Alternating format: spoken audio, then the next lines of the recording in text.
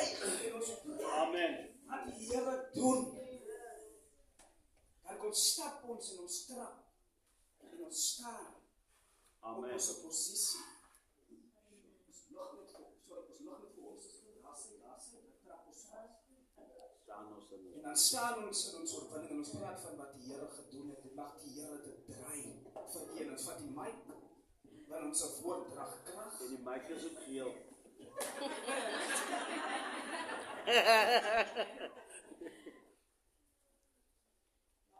My begroeting is in die naam van Jesus. Die naam wat genees, hy red en hy verlos. Amen. Ek het vanmôre 'n getuienis sê, maar ek moet vir u iets vertel. Maar ek wil net vir u sê, die Here bly die Here.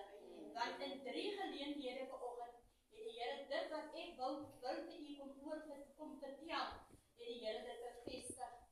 En ek wil vanmôre vir u sê, ek weet nie van u nie, maar elkeen van ons het 'n storm in ons lewe.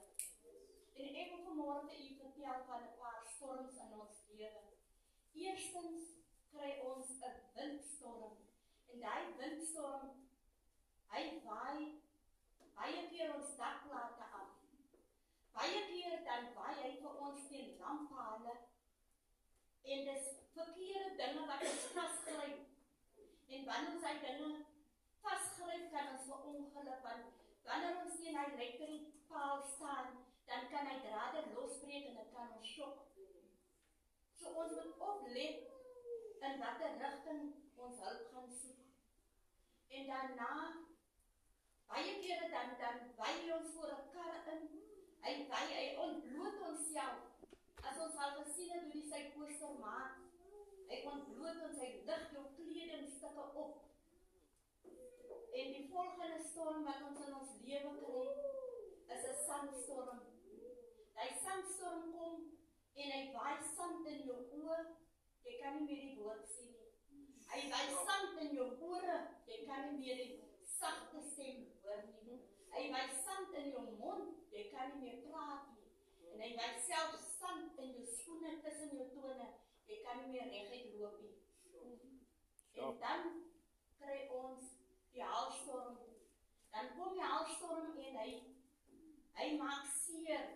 Hy laat letsels. Hy laat self wonde. En baie keer dan kom hy, dan slaan hy ons ruimte wat ons nog agter geskuil het, slaan hy stukkend, dan het ons nie meer 'n beskutting nie.